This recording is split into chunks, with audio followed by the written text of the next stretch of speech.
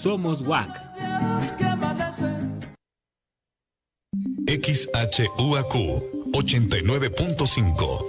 Radio Universidad. Transmitiendo para ti las 24 horas del día. Radio Universidad. La cultura universal. 8:30. Ecos de la antigüedad. El aprendizaje del hombre en su recorrido por la historia a través del tiempo. Análisis, reflexiones, leyendas, tradiciones y mitos desde una óptica diferente. Una producción de Raúl Rodríguez Lucio para Radio Universidad.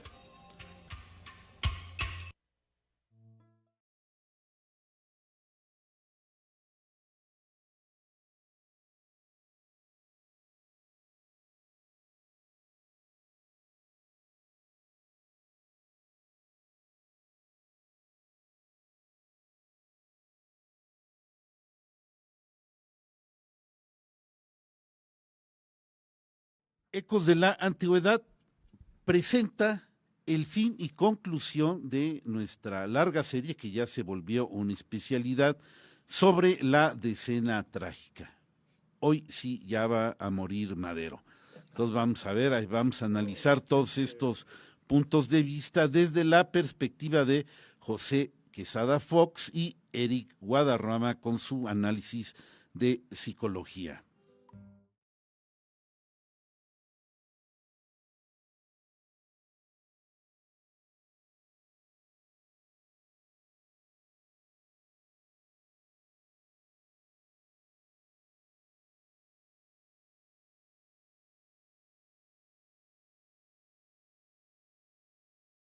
En cabina de controles se encuentra Erika Reyes. Nuestro panel es el siguiente: Mauro Rivera Montaño, Esteban Galván Recendis, Eric Guadarrama, José Quesada Fox. En la conducción, Alonso Santamaría, y les habla al micrófono un servidor, Raúl Rodríguez Lucio. Listo.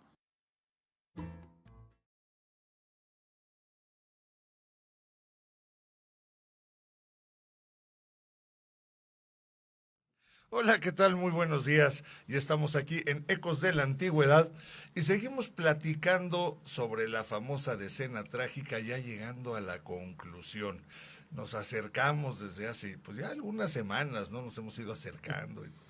Y además, pues vamos a platicar un poco sobre la personalidad del personaje principal que es Madero, pero además también comentábamos y cómo pensaban en esa época por los generales, ¿no? Por ejemplo, por ahí salió algún comentario sobre eso, ya traemos también material. Y de hecho, hace un momento fuera del aire, comentábamos que en aquella época, además, la gente no pensaba mucho en la cuestión psicológica y mental y espiritual como ahorita, ¿no? O sea, ahorita estamos muy ocupados de cómo vamos a criar a los niños, que tengan esa visión más amplia, que no vayan a quedar con heridas, en fin, una serie de cosas. Antes la onda era muy, muy directa, ¿no?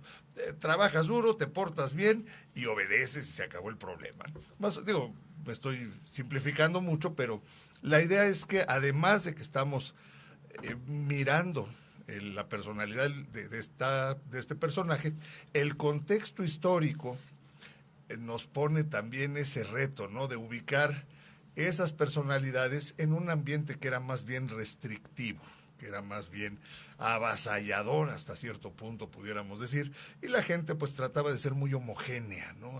Ser diferente era terrible en aquellas épocas, no era lo de moda, ¿no? Entonces eso también implica cómo te miran los demás, ¿no? Cuando eres excéntrico, cuando no eres del parejito, ahí sí todos se educaban a los niños parejitos, todos tenían que ser iguales.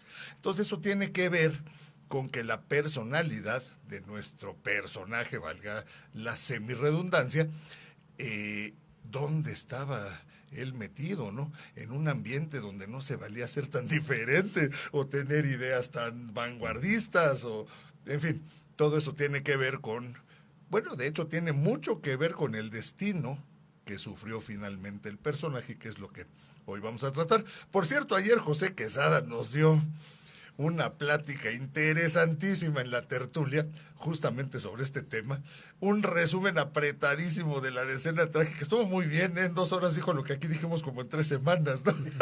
3, como en 7, y esta es la séptima. No, parte, bueno, ya, sí.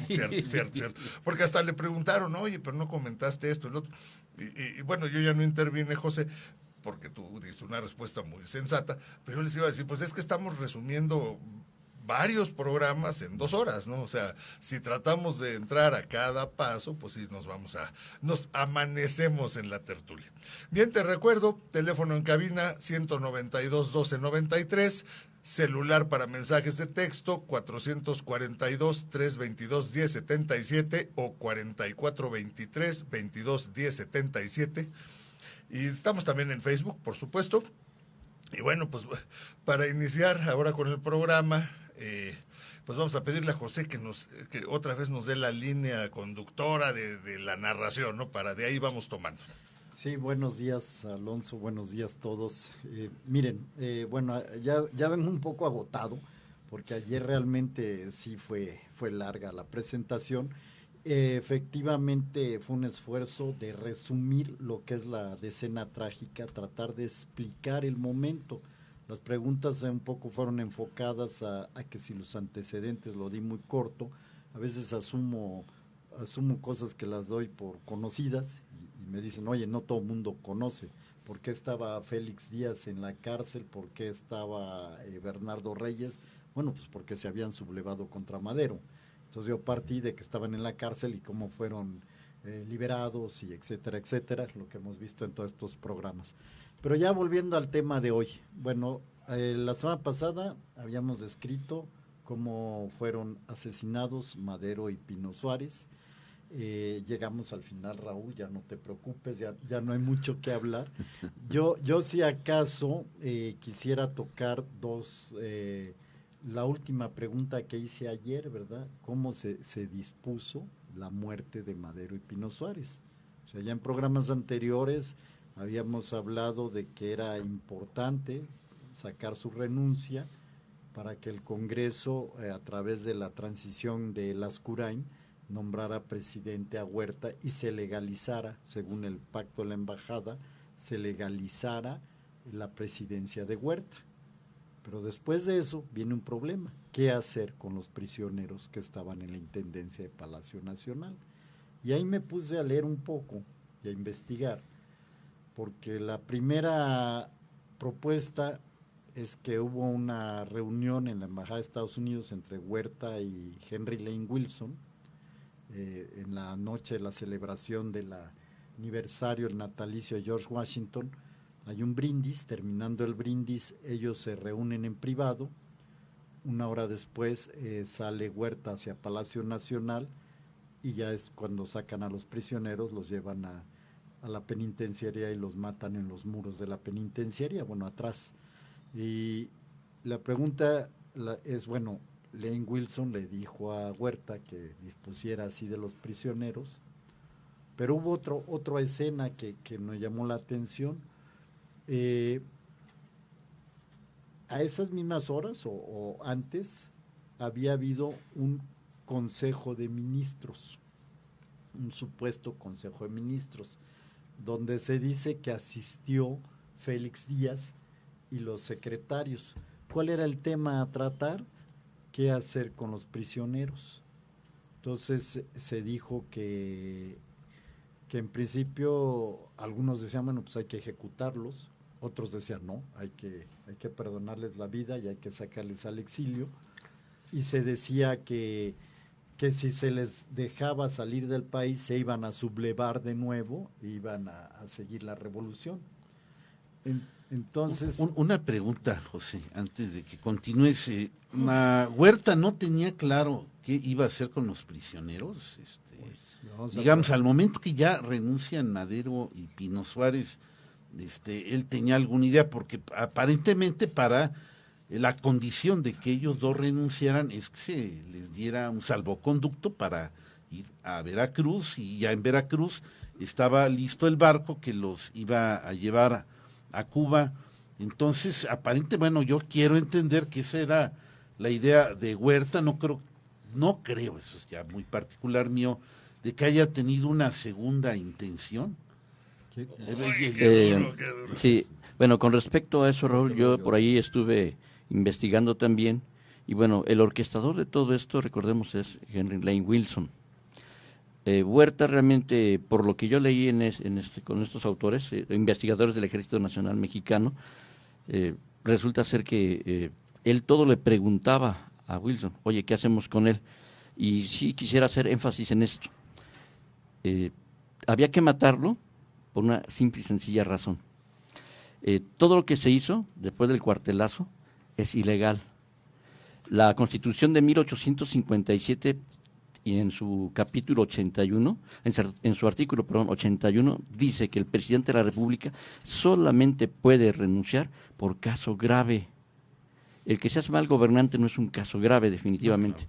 El 82, por ahí creo que si la memoria no me se infiere, en el párrafo 12, dice que para que el Congreso se reúna en sesión extraordinaria, que fue lo que sucedió ese día para hacer todo, entre comillas, legal, es necesario que el presidente en funciones cite. Ni ellos mismos como diputados podían citarse. ¿Y quién organiza todo esto? De parte de México es Victoriano Huerta. Eso es algo ilegal. Si dejas vivo a Madero en el exilio, realmente él sigue siendo de facto el presidente de la República, porque todo está viciado de inicio. Entonces, pues, dirían nuestros abuelos, muerto el perro, se acabó la rabia. Perfecto. Sí, pero mira, la respuesta que yo quería dar es correcto lo que tú dices y ahorita vamos a fundamentarlo con algunas cosas que pasaron. La respuesta que yo quiero dar es que primero Huerta hizo todo un teatro, y eso lo hablamos en programas anteriores, para obtener la renuncia. O sea, hablaba de que sí les iba a permitir el exilio. Se hasta puso un tren, en el tren estuvieron los familiares de Madero y Pino Suárez esperando, en la noche del 20 al 21, si no estoy mal, esperando que los subieran al tren. Se condicionaba la entrega de la renuncia al Congreso a que los prisioneros ya estuvieran en el exilio, o cuando menos camino al exilio. O sea, toda esta escena se montó, Esteban. Y así Lo fue. sé, pero recordemos que legalmente, cuando por coacción de alguien obtienes algo, no es válido. Él está prisionero, le están fastidiando y le están diciendo, mira, si haces esto, queremos tu renuncia. Legalmente eso no tiene ninguna validez. Yo no estoy diciendo que eso sea legal. A ver, hay un pequeño detalle ahí, ¿no? Yo creo que efectivamente hay un aspecto legal, pero por otro lado, pues si tenían el apoyo hasta del embajador, ¿no? O sea, vamos, iba a ser difícil que alguien les cuestionara la legalidad. Yo más bien pienso que sí estaba plan con maña, definitivo, o sea, y se me hace que va con bastante malicia, pero sí querían darle legalidad, por supuesto, pues de otra manera, pues desde cuando Claro. se los hubieran despachado. No, y Estoy de además acuerdo recuerda con que es Esteban, importante, sí, es sí. importante esto. Al día siguiente de que es nombrado presidente Victoriano Huerta por este artilugio que hacen por ahí, esta farsa, todos los embajadores le dan su reconocimiento oficial. Si Sí, tú matas claro. de entrada a Madero, ¿cuántos países, sobre todo de Europa, Estados Unidos, le hubieran dado su reconocimiento oficial al gobierno de Victoriano No, yo Huerta? estoy totalmente de acuerdo en esa parte, que le tenía que dar legalidad. Lo que yo creo es que sí tenía previsto deshacerse de los dos personajes y lo hizo con un teatro impresionante. Sí, no, O sea, pero José, quien lo decidió fue Wilson. Él Bueno, es el autor de todo. A ver, Esteban, déjenme hablar esto, porque es la No lo discusión dejamos. que estamos... no, No, es que está sí, bien. sí. O sea, todo apunta a Wilson. Lo dije ayer y lo estás diciendo tú, Sí, claro. y está bien. Pero quiero que hablemos de este consejo extraordinario de ministros al que asiste Félix Díaz. Algunos dicen que asiste, otros dicen que no. Pero el caso es que hay un supuesto consejo extraordinario de ministros el viernes 21 de febrero, ese mismo día, ¿verdad?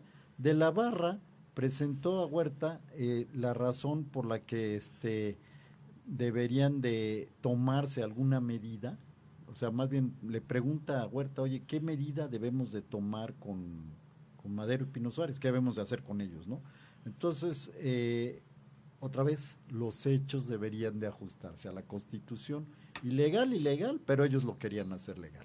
Ese es el concepto. No es que sea legal, es que ellos, lo habían pactado en la embajada, tenían que encontrar una salida legal. El primer paso fue obtener la renuncia y luego también, el nombramiento de Lascurain, que le tocaba ser el presidente, y también renuncia a favor de Huerta, ¿verdad? Entonces, pero el segundo paso legal que había que resolver, o cuando menos que no se viera como lo que fue un crimen, ¿verdad?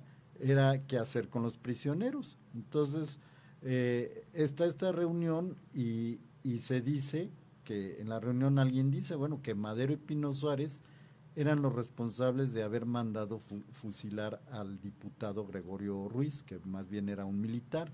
Si recordamos, Gregorio Ruiz fue aquel que llegó antes que Bernardo Reyes y fue apresado, ¿verdad? En Palacio Nacional y por Villar, ¿no? Por el general Villar lo apresa. Cuando llegan Madero y Huerta al Palacio Nacional, a Huerta le dicen, ahí tenemos a Gregorio Ruiz, y él lo mandó fusilar inmediatamente. Pero ahorita ya le están cargando, ahora sí el muerto, se lo están cargando a Madero. Esa fue una de las que dijeron, es que Madero lo mandó fusilar sin formación de causa. Entonces, por esa razón, Madero y Pino Suárez deben de ser acusados y procesados, y luego eso fue lo que se planeó, Esteban. Sí, lo sé, voy a hacer un comentario sobre eso. Nada más a ver, vamos a hacer una pausita. Show, estamos haciendo un show. Vamos a hacer nada más un momentito para que Raúl haga favor de saludar a tanta gente que nos acompaña el día de hoy. Hay algunas preguntas. A ver, Javier Muñoz manda saludos. Miriam Erika Reyes nos manda un corazoncito, gracias Erika. Margarita Ramírez Baena, buenos días, saludos al panel. ¿Cuál será el siguiente programa? Ya entramos a la Semana Santa, nuestros análisis y polémicos capítulos de Jesús histórico que Correcto. se ponen muy buenos y que les invitamos ya a partir del próximo sábado. Ya no sé cuál será que analizaremos, pero ahí vamos a seguir. Luego está mi prima Guadalupe Rodríguez Pacheco desde la Ciudad de México. Alonso Santamaría saluda. Mi prima dice, saludos al panel desde la Ciudad de México.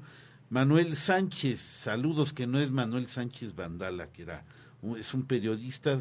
Y nuestro compañero Gerardo Sánchez dice, compañeros, buen día, gran ponencia anoche de José Quesada Fox y éxito en el programa de hoy. Gracias. Como siempre, saludos. También está Heidi, también nos acompaña Heidi, claro. Blanca. Heidi, Blanca Herrera Trejo en el chat.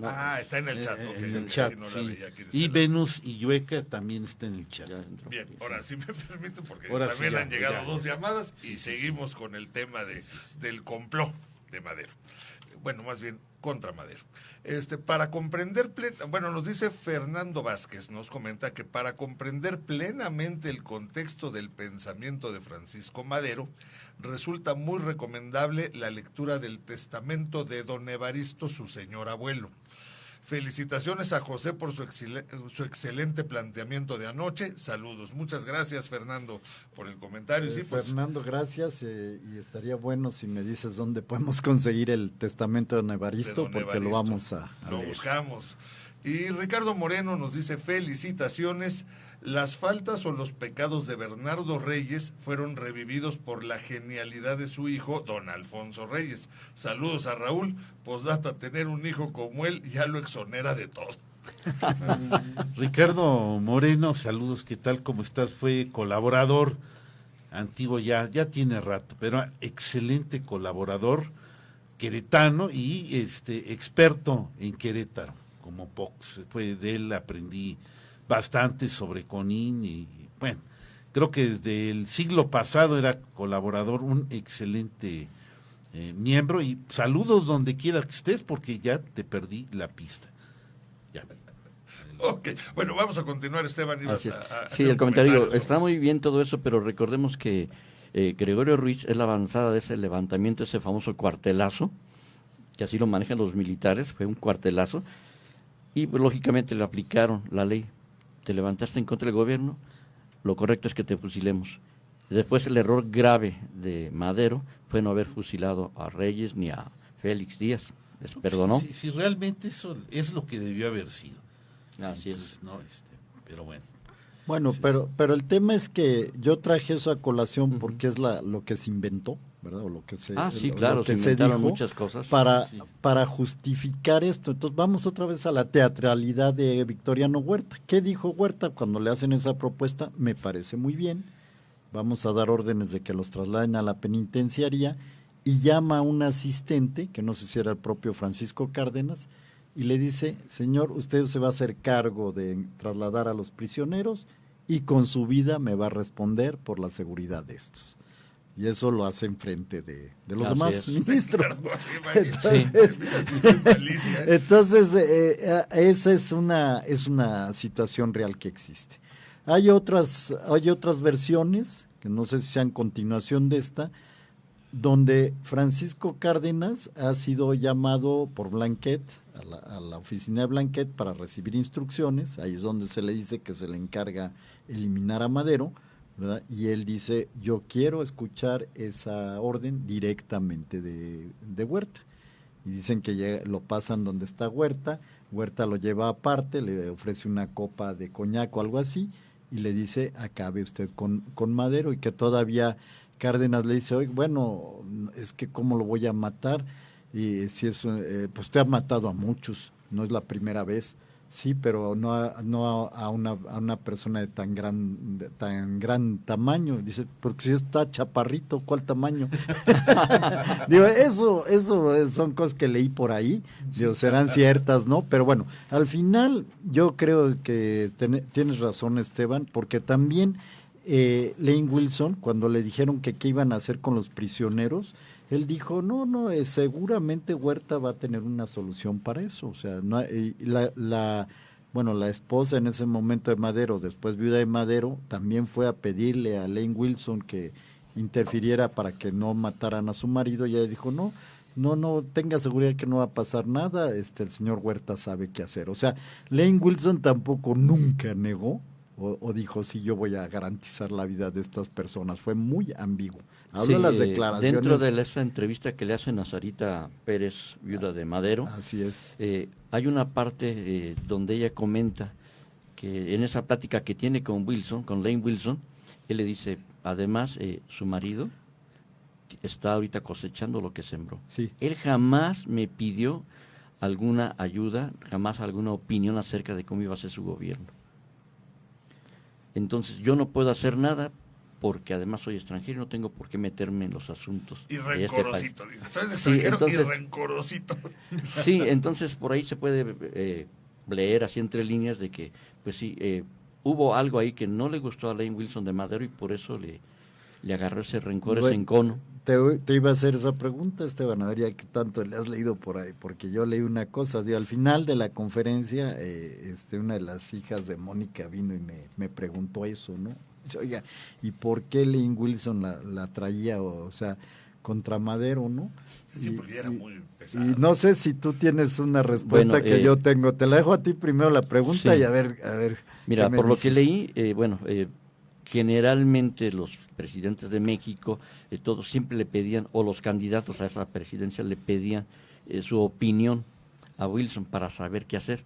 Y en varias ocasiones, inclusive después de que se toma el Palacio Nacional y agarran a Madero, por ahí en una de las versiones que leí, el mismo Huerta manda, no recuerdo ahorita el nombre del soldado, que le avise a Wilson de que ya lo tienen preso, tanto a él como a Pino Suárez, y no nada más a él, sino a varios ministros, porque eso a veces nos olvidamos, que estaban con él, y algunas personas del Congreso. Solamente por ahí 2 se escapan. Ahorita no olvido olvido el nombre de estas 2 personas que logran escapar de Palacio Nacional. Garmendia es uno de ellos. Exactamente, y bueno, por eso cuando también se comentó aquí hace algunas semanas de que el Congreso era casi 100% maderista y aceptaron la renuncia, digo, bueno, ¿quién no va a aceptar la renuncia si unas horas antes? Porque estuvieron presos estos señores hasta cerca de las primeras horas de la noche, que los dejaron libres. La mayoría de ellos ya estaban pensando: hasta aquí llegué, me van a matar. Después te citan al Congreso para que aceptes la renuncia del presidente. que sabemos que legalmente no podían aceptarla porque no había nada grave en contra de Madero. Pero el miedo y los fusiles atrás, dime, ¿quién iba a decir no acepto la renuncia?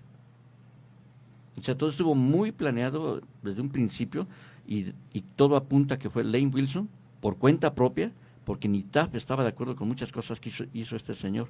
Entonces, él actuó y te digo, no sé, porque nunca encontré qué detalle fue el que hizo que Wilson se enojara contra Madero.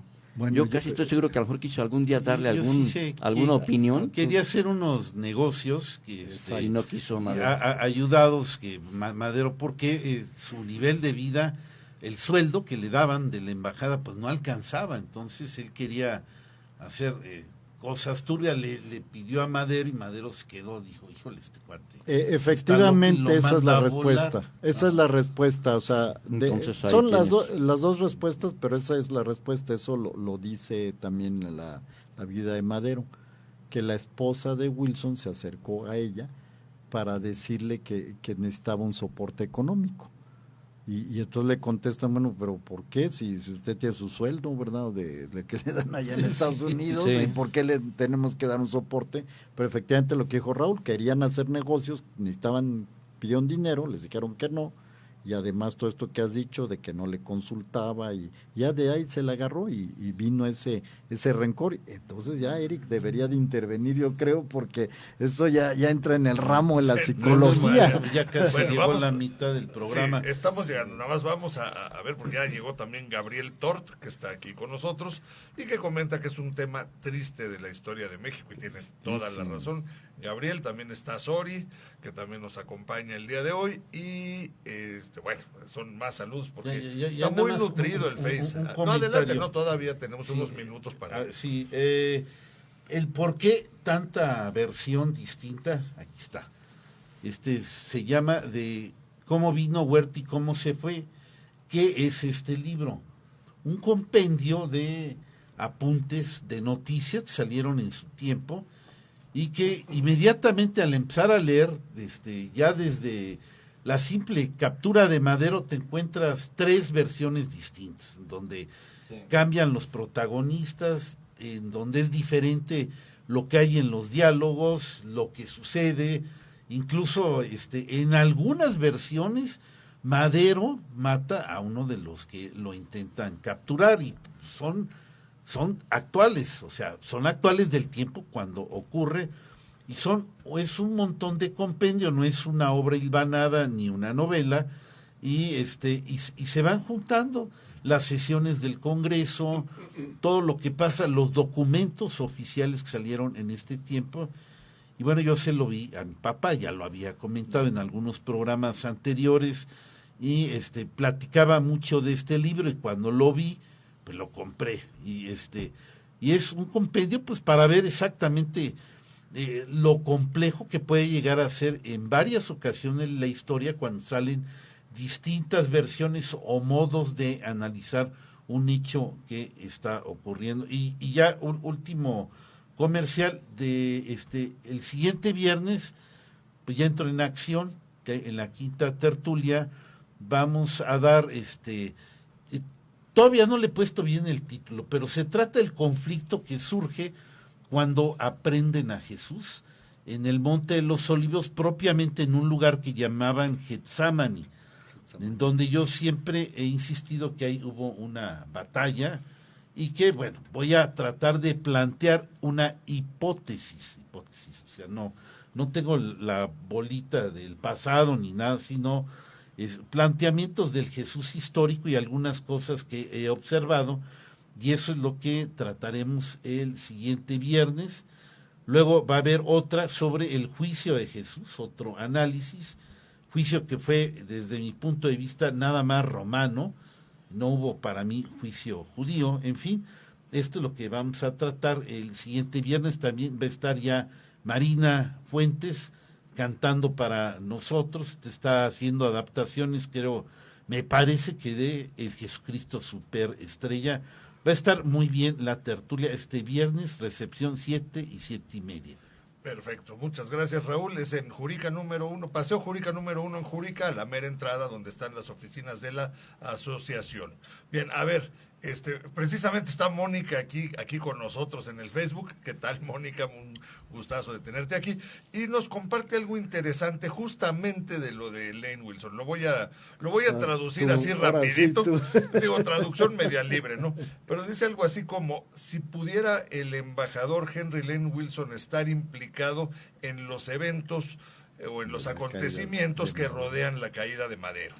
Y comenta que Henry entró en el negocio, sí, se metió al negocio, en diferentes negocios y en bienes raíces, pero pues obviamente fue durante la depresión de 1893-1894, ahí como que cayó, si lo entiendo bien, y entonces le quiso dar una oportunidad. Bueno, son varias frases de un link que nos comparte, porque dice que le dio la oportunidad a Madero, o le iba a dar la oportunidad a Madero, por lo que estoy entendiendo, si le apoyaba con los negocios, pero bueno, ok, exacto.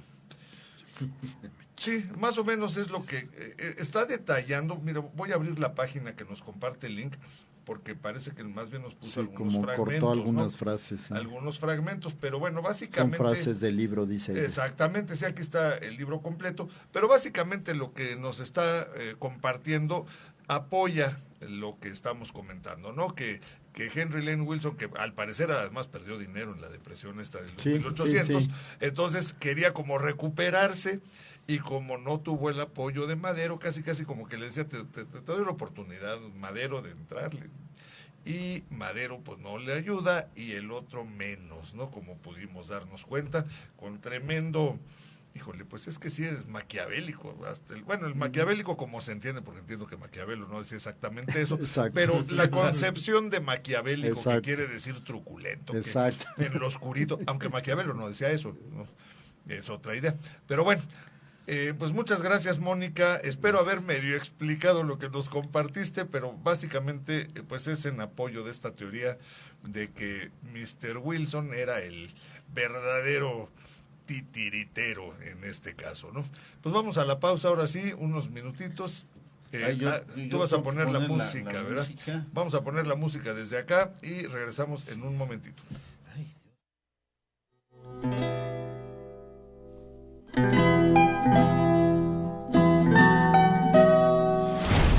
XHUAQ 89.5 FM. Radio Universidad. Transmitiendo para ti las 24 horas del día. Estudios y oficinas. Centro Universitario, Cerro de las Campanas. Planta transmisora. Campus ex aeropuerto de la Universidad Autónoma de Querétaro. Carretera Chichimequilla sin número, Ejido Bolaños. Radio Universidad. Integrante del sistema de radio, televisión y cinematografía de la Universidad Autónoma de Querétaro. Radio Universidad. 89.5 FM. La cultura universal. Radio Universidad.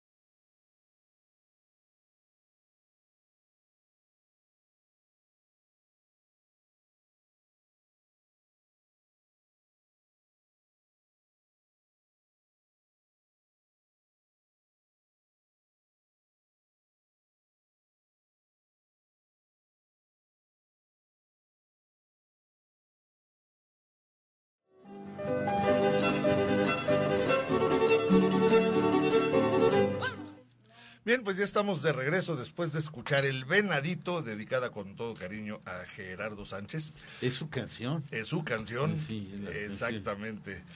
Y bueno, pues escuchamos El Venadito y sí nos comenta Mónica que son frases del libro las que nos compartió. Efectivamente es lo que comentábamos, son como fragmentos, pero esos 3 o 4 fragmentos que nos comparte apuntan justamente a esta teoría y sí, definitivamente el libro se ve que está interesantísimo, así es que ahí se puede bajar en la liga que nos comparte y va a estar muy bien. Mira, busquen en Google Henry Lane Wilson wants to make some business in Mexico and Madero, ok. Es decir, que podemos buscar en Google que Henry Lane Wilson quería hacer negocios en México. Fernando Rocha también nos saluda. Buen día, jóvenes. Está nutridito hoy el Face, ¿eh? Somos Taquería El Gentío, se llamaría. Está padre, porque además hay mucha interacción. Es recomendable usar el Face por eso. La interacción es muy rápida, muy dinámica, ¿no? Y bueno, pues gracias a que la tecnología ya nos pone casi que sentados al desayuno todos juntos, pues vale la pena. Bueno, pues vamos a platicar de ahorita justamente que mencionábamos el rencoroso de Henry Lane Wilson, que bueno, ya está aquí la explicación. Gerardo Sánchez agradece su dedicatoria. Claro, Gerardo, ya sabes que es con todo cariño. Bueno, comentando este tema del rencorosillo y comentando también lo de don Evaristo, que aunque no hemos leído el testamento, lo que nos indican es que hay un documento donde se puede entender un poco de por qué Madero pensaba como pensaba. Y bueno, pues tú nos traes un análisis, ¿no?, de varias cosas, tanto de Madero como del entorno, si entiendo bien. Y pues sí. Adelante, Eric, por favor. Bueno, pues hagan de cuenta, esto de los soñadores, de la gente que tiene estos ideales en la vida, a veces se convierte como en una pompa de jabón, porque es grande, pero al mismo tiempo es como si estuviera hueco, porque no tiene contacto real con la gente, con lo que sucede, y por eso únicamente se quedan con esa capa externa y creen que esa es suficiente. Es como estas ideas que sentía él desde adentro, que si yo creo que la gente esencialmente es buena, voy a poder sacar lo bueno, y por eso creía en la gente. Y de repente les daba oportunidades a personas que su hermano decía, oye, ¿qué te pasa?, ¿no? Este cuate te va a traicionar, este no te va a quedar mal. Pero él seguía creyendo como que tengo ese toque, porque eso se lo creyó con todo lo que aprendió cuando estuvo fuera de México. Si yo le toco el hombro y lo miro a los ojos, se va a volver bueno y va a entender. Y es como creer que él podía con ese toque hacerlo. Eso lo convierte en algo que estábamos comentando la semana pasada, en el desayuno tradicional, cuando Alonso comentaba que no quiero ser como imprudente. Entonces es como de manera inconsciente se convirtió en un imprudente, porque no tomó en cuenta que los seres humanos también se mueven por intereses económicos, de poder, de fama, de reconocimiento, de aceptación. Y pues sabemos que Lane Wilson estaba tan hueco de todo eso, tenía tantas heridas al respecto, que estaba hambriento, y cuando este hombre se convierte en su obstáculo, dice, con él tengo que acabar, porque no voy a permitir que tipejo chaparro con sus ideas me va a echar a perder todo lo que yo ya tengo aquí. Y él necesitaba hacer a un lado ese obstáculo, ¿no? Entonces eso es lo que sucedió. Y con respecto, quiero cerrar con esto de Madero, porque bien se comentó que sus características de personalidad lograron estas dos cosas: ponerlo hasta arriba, porque hubo mucha gente que sí lo sintió como casi como si fuera un mesías, por un lado, pero al mismo tiempo generó todo lo contrario en las personas que tenían estos intereses de poder, de fama, reconocimiento, económicos, porque les iba a echar a perder todo su plan. Uh-huh. Bueno, fíjate, ahí tocas un tema muy interesante, que por cierto tiene que ver con una de las tertulias a futuro, porque cómo veían, y a la fecha vemos en cada llegada de un personaje al poder como le llamaste tú, como una especie de mesías, ¿no? Y siempre iniciando el siguiente sexenio, otra vez llegó el que, claro, ahora eso es muy dividido, ¿no? Es decir, depende del que llegue, unos dicen que ya llegó el mesías y otros dicen que llegó el desastre, ¿no? Cada sexenio, independientemente de partido, esto no es un tema partidista, es un tema de la psicología del mexicano y de muchas partes del mundo, pero aquí se da con mucha fuerza, ¿no? Y esto, bueno, por eso digo que tiene que ver con una tertulia, porque hay una frase que me encanta, que dice que el semidios nace y renace, porque con la gran mentira del dios blanco y barbado principia la biografía de México. Y después descubrimos que es tan solo un hombre, y en esa decepción seguimos todavía. Esa frase me gusta mucho, es de don José Fuentes Mares, porque habla mucho de esto que estás diciendo, ¿no? Llega Madero, mucha gente ve la esperanza de una serie de cosas. Wilson dice, bueno, pues aquí viene quien me va a ayudar a hacer los negocios. Se le acerca y el otro dice, no, espérame, no, aquí, desde el punto de vista idealista, no es mi papel como presidente repartir porque negocios entre los poderosos y los amigos, sino que es para todo el pueblo, en fin, me imagino ya el discurso o el comentario. Y el otro, que tenía poder, por supuesto, tal lo tenía que sucedió lo que sucedió, pues muy molesto, ¿verdad? Y en una época donde era, bueno, el embajador se sentía, por lo que hemos platicado, lo puedo pensar, que se sentía medio jefe, ¿no? De los de aquí, como diciendo, oigan, a ver, espérenme, a mí primero vienen y me preguntan, y ya luego vemos. Era el decano de la diplomacia. O sea, creo que es algo protocolario, sí, que siempre haya un decano de los embajadas. Entonces, como tal, funge, ¿verdad? O sea, por eso todo esto en la embajada no nada más fue una reunión, fue una serie de reuniones donde él juntó al cuerpo diplomático, o sea, a los representantes de otros países, y principalmente lo siguieron el embajador de Inglaterra, el de Alemania, eventualmente el de Francia y el de España, ¿verdad? El de España luego se arrepintió, ¿verdad? Cuando vio que la barbaridad que era, se arrepintió pero formaron un grupo, y por ejemplo el embajador de Cuba, Márquez Sterling, pues nunca estuvo de acuerdo con eso, ¿verdad? Porque este hombre lo reunía a los embajadores y les decía pues que Madero llevaba el país al fracaso, que era un desorden, que había mucha inseguridad, que era un loco, todo eso, y que había que hacer algo. O sea, todo eso fue una preparación, no fue así nada más una reunión, ¿no? Empezó con el cuerpo diplomático y con personajes, que estoy de acuerdo con ustedes, que tenían intereses, y entonces ahí es donde se cocinaba todo esto. Sí, sí, pero además rebasando con mucho sus funciones de diplomático y de decano. O sea, se sentía el patrón. Exacto. Bueno, sí. Ese es precisamente donde entra este tema psicológico, y Eric, me gustaría que abunde sobre él un poquito, de cómo veían las cosas estos personajes, ¿no? O sea, ¿por qué Huerta, siendo tan poderoso también, le tenía que ir a pedir permiso a Wilson? En fin, ¿qué pensaban? ¿Por qué Huerta era como era? ¿O pensaba como pensaba que era? ¿Qué pasó? ¿Qué tenía premeditado? ¿Qué no? ¿Dónde las fue? O sea, un análisis como de Huerta, ¿no? Sí, siempre con la salvedad que dijimos desde el programa anterior, que nos basamos en los escritos, en referencias, en una serie de cosas, lo que vuelve todo un reto tratar de descubrir la personalidad de alguien en base a lo que dicen los demás y sin poder hablar con él, ¿no? O sea, es más, eso es hasta más padre, ¿no? Porque se vuelve un ejercicio de imaginación, como hemos dicho muchas veces, un ejercicio donde tratamos de poner a la persona en el diván y tratar de ¿qué me narras desde ese libro o desde ese artículo o desde ese otro libro o esa visión del historiador? Eric. Sí, sobre todo viendo cuántas versiones aparecen tan distintas, ¿no?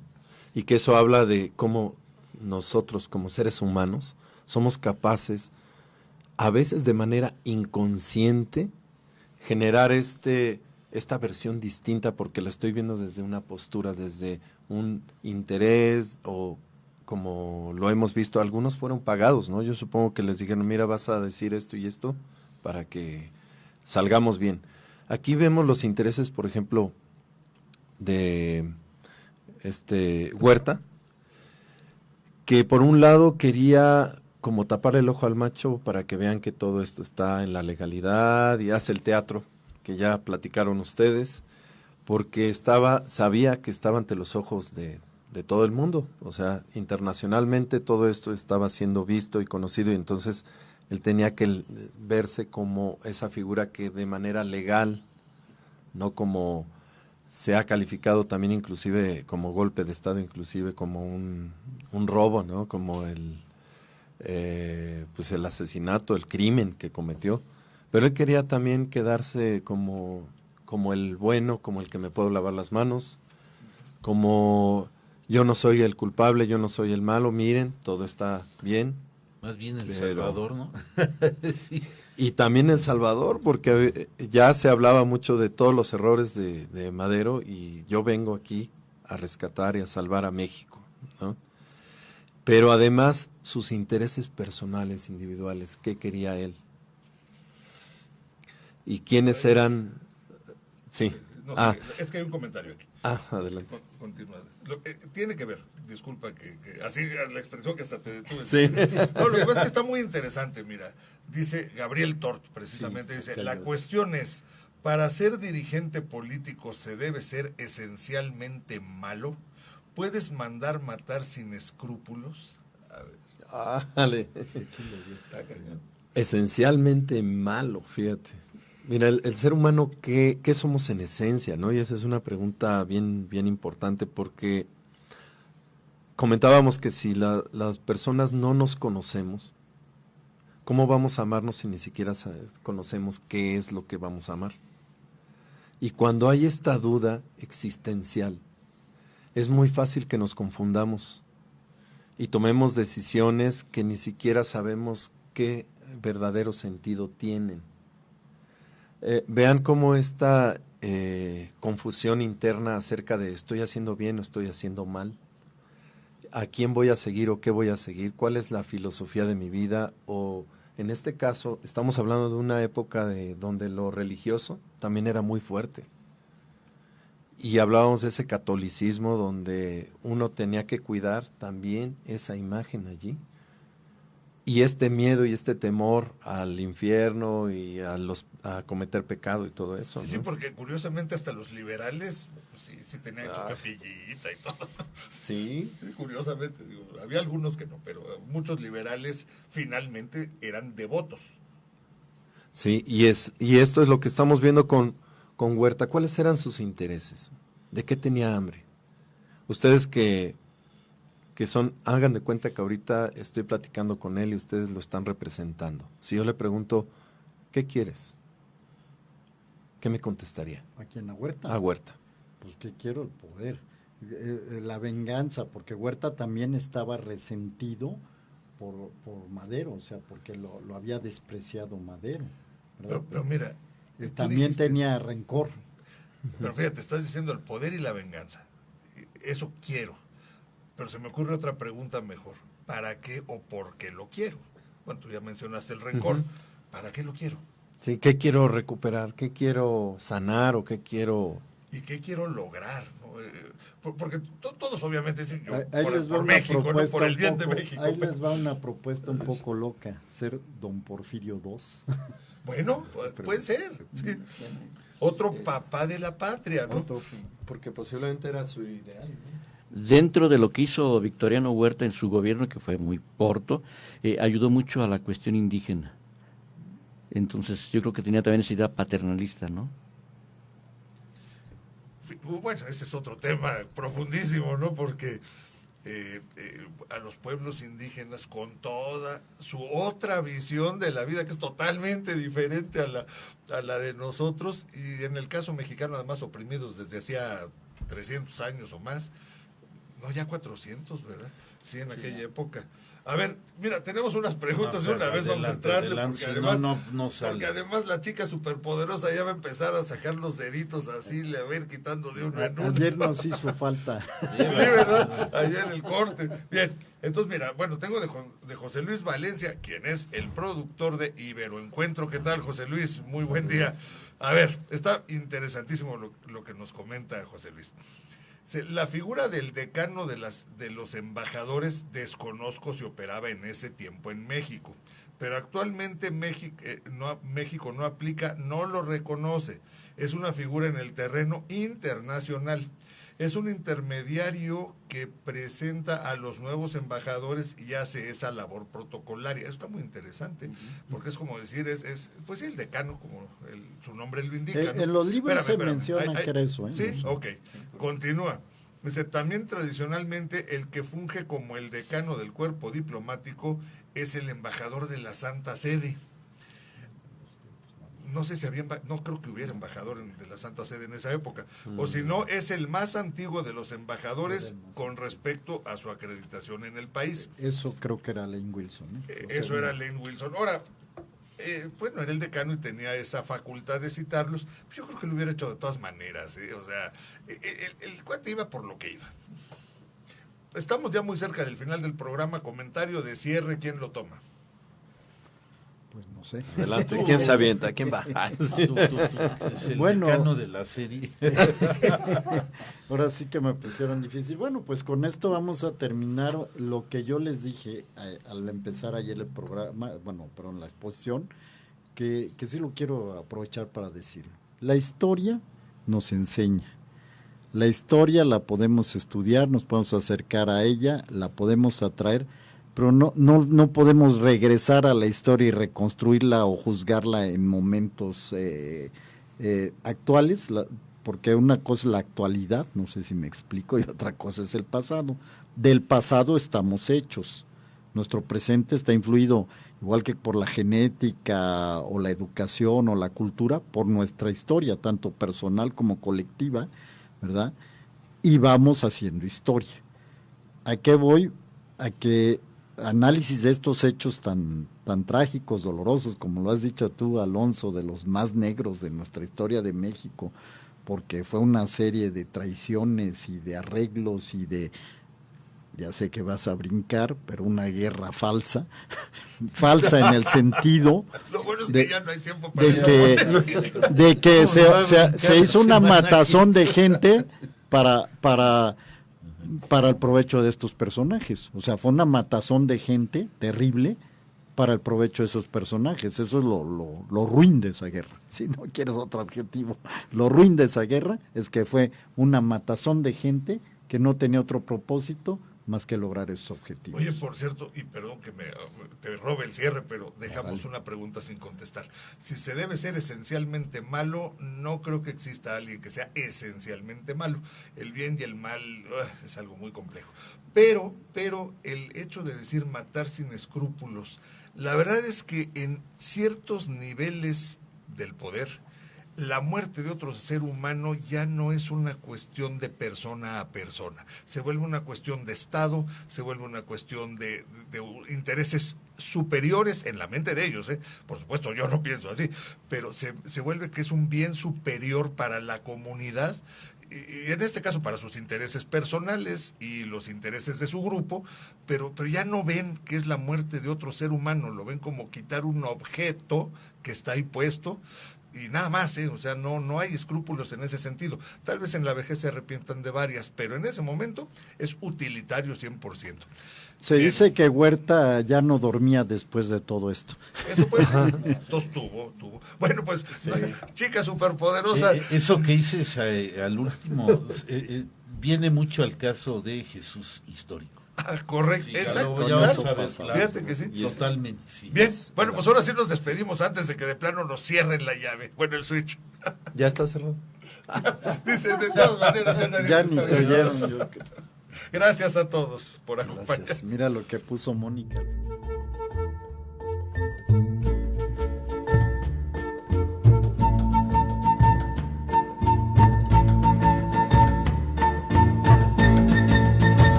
Ecos de la Antigüedad.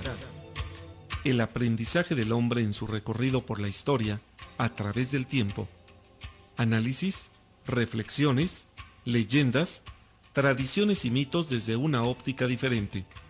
Una producción de Raúl Rodríguez Lucio para Radio Universidad. XHUAQ